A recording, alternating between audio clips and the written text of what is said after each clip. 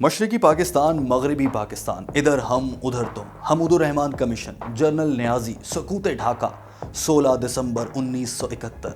یہ الفاظ ہر سال دسمبر شروع ہوتے ہی اخبارات، ٹیلی ویژن، سوشل میڈیا اور عوامی مباحثوں کی رونق بن جاتے ہیں۔ ان الفاظ کو اگر ملایا جائے تو کئی خوفناک سوالات جنم لیتے ہیں جن کا جواب اکثر مل نہیں پاتا۔ ان سوالات کا جواب نہ ملنے کی وجہ سے یہ بحث بے نتیجہ ہی رہتی ہے اور نوجوان نسل تجسس میں رہتی ہے کہ آخر ان کے وطن کے ساتھ ایسا بھی کیا ہوا تھا؟ کیا ہوا تھا 16 دسمبر 1971 کو؟ کس نے چھینا پاکستان سے اس کا مشرقی پاکستان؟ 93,000 فوجیوں نے کیوں ہار مانی؟ ذمہ دار کون تھا؟ سزا کیا دی؟ سچ کو چھپایا کیوں جاتا ہے؟ سقوط ڈھاکہ ہے کیا؟ اس سے ہم نے کیا سیکھا؟ ان چند سیدھے سوالوں کا کبھی ایسا جواب نہیں ملا جو ذہنی تجسس کو مطمئن کرتا ہو، کیونکہ کوئی جانبداری سے جواب دیتا ہے، کوئی حب الوطنی میں پھنس جاتا ہے اور کوئی کالے ڈالے کے ڈر سے، کالے کرتوت سے پردہ اٹھاتے ہوئے ڈرتا ہے۔ میں ہوں طاہر شبیر اور کڑوا مورخ سیریز میں آج آپ کو سناؤں گا سقوط ڈھاکہ کی غیر جانبدار کہانی۔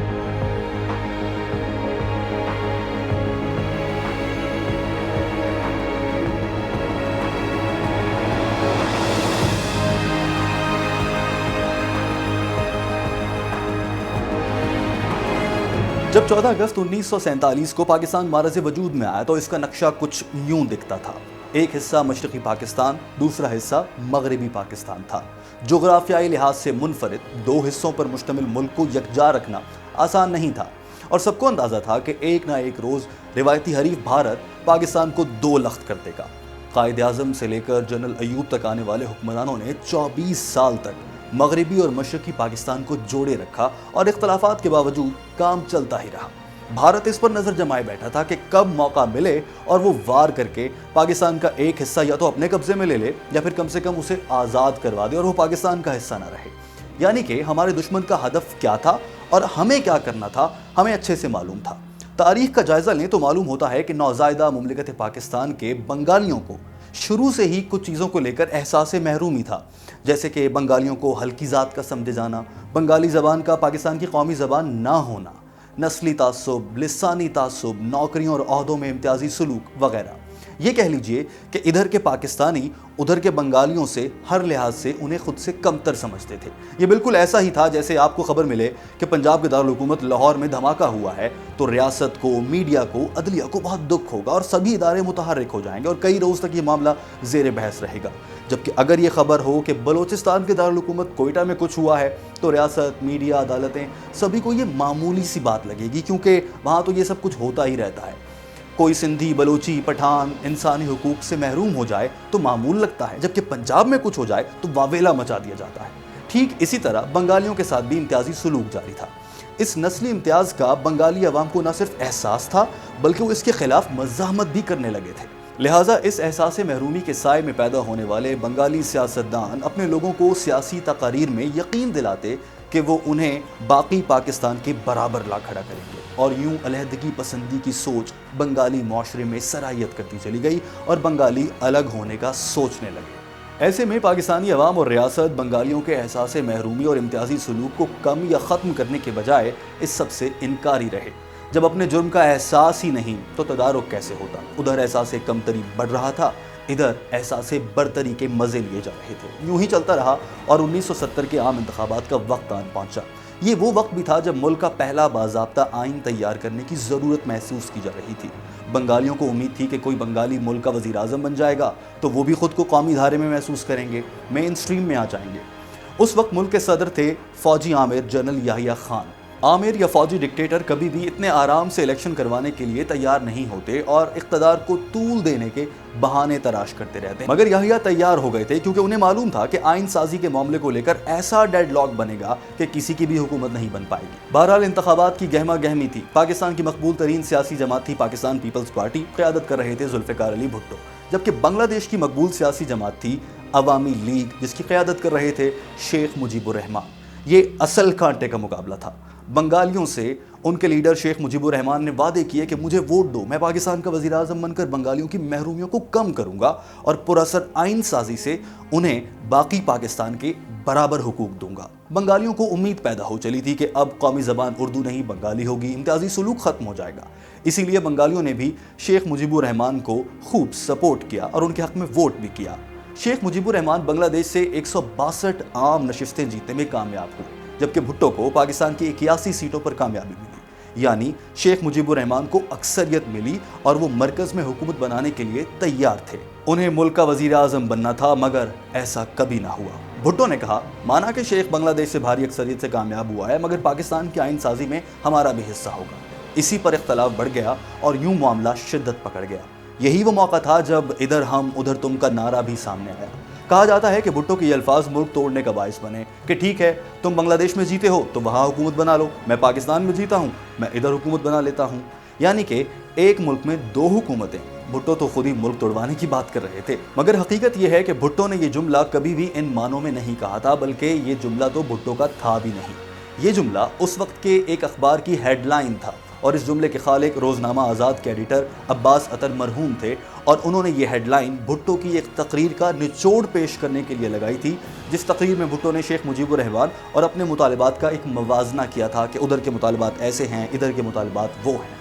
मगर इस जुमले को ना सिर्फ भुट्टो से बेजा मंसूब किया जाता है, बल्कि जानबूझकर इसकी गलत तशरीह करके भुट्टो को बदनाम भी किया जाता है। बहरहाल, इंतखाबी नताइज के बाद पैदा होने वाली शेख और भुट्टो की इस लड़ाई का फ़ायदा याहिया खान को हुआ, क्योंकि वज़ीर आज़म शेख बनते या भुट्टो, याहिया को तो ओहदा छोड़ना पड़ता और घर जाना पड़ता, मगर शेख और भुट्टो लड़ पड़े, कोई वज़ीर आज़म न बना, सदर याहिया ही सदर रहे और बंगालियों का अपना वज़ीर आज़म लाकर एहसास महरूमी कम करने का ख्वाब चकनाचूर हो गया। ज़रा तज्जिया कीजिए बंगालियों के साथ इम्तियाजी सलूक का ये आलम कि बंगाली सियासतदान इंतखाबात में भारी अक्सरियत से जीत कर भी वज़ीर आज़म न बन सके और उर्दू स्पीकिंग सियासतदान हार कर भी जिद पर अड़ जाए। बिलाशुबा भुट्टो ने गलत किया, इंतखाब के नताइज को मानकर जमहूरी अमल को आगे बढ़ाना चाहिए था। इस सब का नतीजा अच्छा न था। महरूमियों में जीने वाले बंगालियों में एहसास महरूमी मजीद बढ़ गया और अब वो शिद्दत से अलग मुल्क मांगने लगे। शेख मुजीबुर रहमान भी चीखा चिल्लाया कि मैं जीत कर भी वज़ीर आज़म नहीं बन सकता। इस पर बंगाली अवाम बहुत मुस्तरब नजर आए और ये इज़्तिराब तोड़ फोड़, हंगामों, पुरतशद्दुद एहतजाज में बदलने लगा। मुल्क में बदतरीन बदअमनी फैलने लगी। इस सब से निपटने के लिए रिवायती इजलास, मुज़ाकरात तो तब भी हुए, मगर सब कुछ बेसूद रहा। रियासत कहीं नजर नहीं आती थी और इस सब पर भारत की नज़र थी कि कब इनकी आपस की लड़ाई बढ़े और वो फ़ायदा उठा ले। उधर बांग्लादेश में कुछ अलहदगी पसंद तहरीकें भी मुतहर्रिक हो गई थी, जिन्हें पाकिस्तानी फ़ौज ने कुछ हद तक काबू में कर रखा था, मगर भारत मुक्ति बानी नामी अलहदगी पसंद तंजीम की माली मदद करता था। जैसे आजकल पाकिस्तान भारत में सिखों की अलहदगी पसंद तहरीक खालिस्तान की माली और सिफारती मुआवनत करता नजर आता है।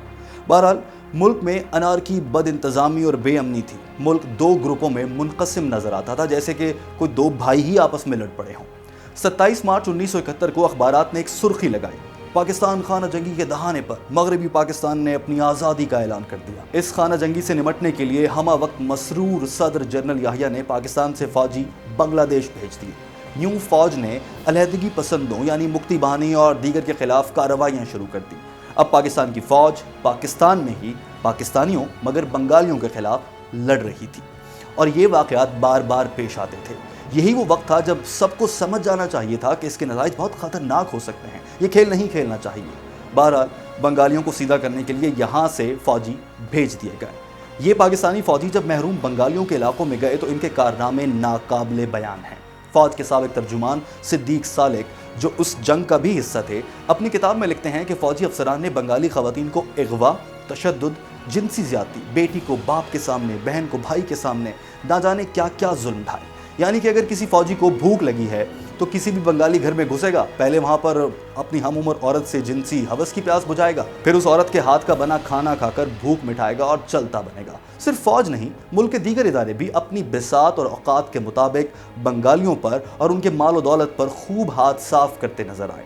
महरूम बंगालियों पर अब जुल्म हद से ज़्यादा बढ़ चुका था। भारत ने मौका देखा कि रियासत का कोई सर पैर नहीं, आपस में लड़ रहे हैं। भारत ने अलहदगी पसंदों की मदद शुरू कर दी, उन्हें असलहा, फौजी सपोर्ट देना शुरू कर दी। इस बेयकीनी और हंगामी सूरत हाल में बंगाली अवाम महाजरीन की सूरत में भारत हिजरत करने लगे। अब सूरत हाल ये थी कि बांग्लादेश में जंग है पाकिस्तानी फौजियों की उन अलहदगी पसंदों के साथ जिन्हें भारत सपोर्ट कर रहा था। रही सही कसर भारत ने उस वक्त पूरी कर दी जब वो खुलकर सामने आया और अपनी फौजें बांग्लादेश भेज दी। अब भारतीय फौज, बंगाली अवाम, अलहदगी पसंद मुसल्लह ग्रुप एक तरफ और सदर याहिया की पाकिस्तानी फौज एक तरफ थी। सिर्फ 13 दिन की मुसलसल पाक भारत जंग हुई और 16 दिसंबर को इस 13 दिन की जंग का खात्मा इन नताइज पर हुआ। पाकिस्तानी फौज भारत से बुरी तरह शिकस्त खा चुकी थी। ढाका पर कब्जा हो चुका था। बांग्लादेश यानी मशरकी पाकिस्तान बज़ाहिर भारत के कब्जे में था। 93,000 पाकिस्तानी फौजी भारतीय हिरासत में जंगी कैदी बन चुके थे और एक तकरीब में पाकिस्तानी फौज की कमान करने वाले जनरल ए खान न्याजी हथियार डालने की दस्तावेज पर दस्तखत कर रहे थे और ये तस्वीर आज भी हमारा मुंह चढ़ाती है। बांग्लादेश पाकिस्तान से आज़ाद हो चुका था और पाकिस्तान का सदर जनरल याहिया शराब के नशे में धुत किसी औरत के साथ बिल रज़ा वही कर रहा था जो उसके फौजी बंगाली औरतों के साथ ज़बरदस्ती कर रहे थे। बाद में भुट्टो पाकिस्तान का वज़ीर आज़म बना और सदर याहिया को और दीगर कर्ता धर्ताओं को नज़रबंद कर दिया। भुट्टो ने कहा तहकीकात होंगी, कैसे भारत इतनी आसानी से हमारी फौज को हरा गया और बांग्लादेश हमसे ले उड़ा। तहकीकाती कमीशन बना दिया गया, 300 से ज़ायद गवाहों के बयानात रिकॉर्ड किए गए और करार पाया कि इस पूरे मामले के जिम्मेदार यानी कि सकूत ढाका के जिम्मेदार 4 अफसरान हैं, सदर याहिया, उनके डेप्टी, मुल्क के वज़ीर दिफा और वज़ीर ख़ारजा। इन चारों अफराद को कभी सज़ा ना दी गई और ये लोग अपनी तबई मौत वक्त आने पर मरते गए।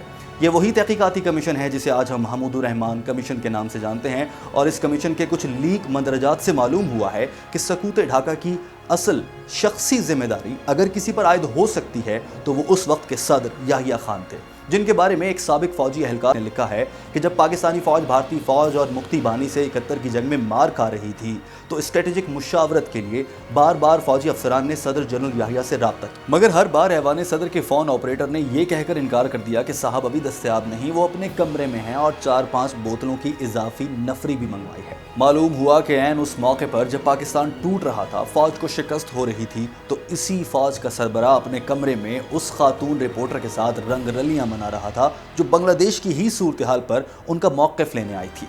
हमीदुर रहमान कमीशन की रिपोर्ट के मुताबिक जब तक याहिया सदर रहे इस दौरान उनके बेडरूम तक जाने वाली खवातीन की तादाद कम अज़ कम भी 500 से ज़्यादा है। ये मालूमात ऐवान सदर के मेहमानों के एंट्री एग्जिट रजिस्टर से ली गई। आज भी किसी समझदार आदमी के सामने जनरल याहिया का नाम भी लें तो वो शराब और जनरल रानी के किस्से सुनाने लगता है, मगर हमीदुर रहमान कमीशन की रिपोर्ट सरकारी सतह पर आज तक जारी नहीं की गई। यही वजह है कि सकूत ढाका के जिम्मेदारों का सरकारी सतह पर तायुन भी नहीं हो सका। सवाल ये पैदा होता है कि ये कौन सी ताकत है जिसने अवाम से इतना बड़ा सच पिछले 50 साल से छुपा कर रखा है। वैसे तो इस सवाल में ही इसका जवाब मौजूद है, मगर नौजवान नस्ल गुमराह ना हो और सच को जान ले तो मैं आपको बता देना चाहता हूँ कि इस रिपोर्ट को फौज ने छुपा रखा है। फौज नहीं चाहती कि ये रिपोर्ट मंजर आम पर आ जाए और तस्लीम किया जाए कि एक फौजी जर्नैल की मुजरिमाना गफलत से पाकिस्तान दो लख्त हुआ, क्योंकि इससे वकार का वकार मजरूह हो जाता है। यही तो बुनियादी गलती है जो रियासत पाकिस्तान बार बार करती और भुगतती नजर आती है। जब तक हम अपनी शिकस्त की वजूहात को जानकर मानकर अपनी इस्लाह नहीं करेंगे, सकूत ढाका होते रहेंगे, पाकिस्तान रोज टूटता रहेगा, पाकिस्तानी रोज मरते रहेंगे। आज पाकिस्तान के लगभग सभी तबकात से वाबस्ता अहले अकल मानते हैं कि गैर मुनसिफाना तकसीम हिंद के नतीजे में मशरकी पाकिस्तान से होने वाले नस्ली इम्तियाज ने सकूत ढाका की बुनियाद डाली थी। हवस इक़्तिदार और इंसानियत को भुलाए बैठे जनरल याहिया ने इन बुनियादों को अपने कमज़ोर किरदार से मजबूत किया था। भारत की मकार चाल ने यानी दुश्मन की कमाल महारत ने हमसे बांग्लादेश को अलग करने के लिए हतमी ज़ोरदार ज़रब लगाई। आज भी पाकिस्तान के कुछ हिस्से जैसे बलूचिस्तान महरूमियों का रोना रोते नजर आते हैं। आज भी वो हिस्से फौज के ज़ेर इंतज़ाम हैं। आज भी भारत बलूचिस्तान के अलहदगी पसंदों की मदद कर रहा है। आज 50 साल गुजरने के बावजूद सकूत ढाका के ज़िम्मेदारों का तायुन ना होना ना जाने हमें कितने मज़ीद सकूत दिखाएगा। अल्लाह हाफ़िज़।